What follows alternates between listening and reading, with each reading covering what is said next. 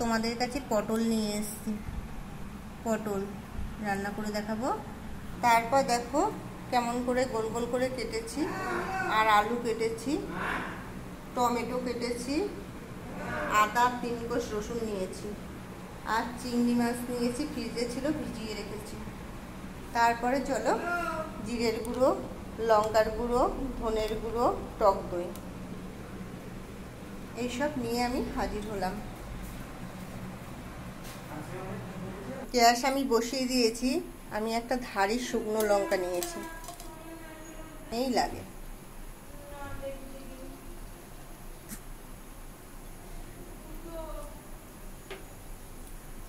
তার ভিতরে আমি জিরে সম্বরা দিয়েই দিয়েছি। দেখো আমি পটল সব ধুয়ে নিচ্ছি। আমি পটল ভাজা বসিয়ে দিয়েছি।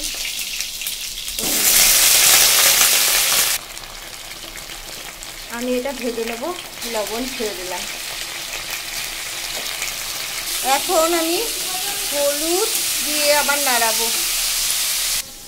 3 রকমের মশলা, জিরের গুঁড়ো, ধনের গুঁড়ো, লঙ্কার গুঁড়ো দিয়েছি। এই চিংড়ি মাছ কিন্তু বাটা হচ্ছে,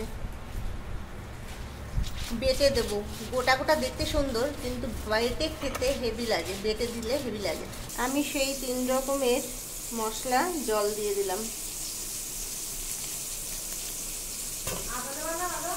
সেই পটল ভাজা আমার কিন্তু হয়ে গেছে, এবার নামাবো। এবার আমি আলু নিয়েছি, দেখো আলু ভেজে দিচ্ছি। সেই আদা বাটা আর চিংড়ি মাছ বাটা ছেড়ে দেবো। চিংড়ি মাছ কিন্তু কাঁচা আমি এই আলুর ভিতরে ভেজে দিয়েছি। তারপরে এখন সব রকমের এই মশলা আমি এর ভিতরেই ছেড়ে দিলাম।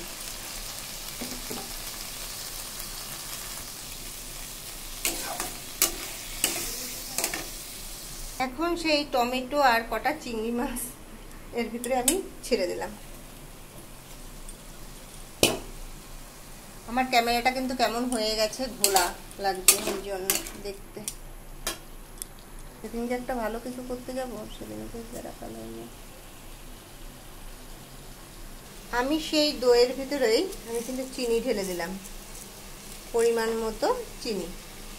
কিন্তু প্রচুর হয়েছে, দেখতেই পাচ্ছ। এবার পটল ঢেলে দেবো। এখন দেখো পটল সব ছেড়ে দিয়েছি, কিন্তু এবার নাড়াচাড়া করব। এখন আমি সেই টক দই চিনি আমি কিন্তু ছেড়ে দিলাম। এবার আবার নাড়াচাড়ার পালা। দেখো আমার পটল চিংড়ি দই দিয়ে কেমন হয়েছে বন্ধুরা। আমার কিন্তু হয়ে গেছে, দেখতেই পাচ্ছ। আমি কিন্তু সব মশলা আরই দিয়েছি, এর ভিতরে একটুও জল লাগাইনি। এর ভিতরে গরম মশলা দেবো। দই পটল চিংড়ি দিয়ে হয়ে গেছে বন্ধুরা। এবার হালকা করে গরম মশলা কষা কষা করে করেছি। টাটা, লাইক শেয়ার বন্ধুরা করো। আমার হয়ে গেছে, ভালো লাগলে লাইক শেয়ার করো।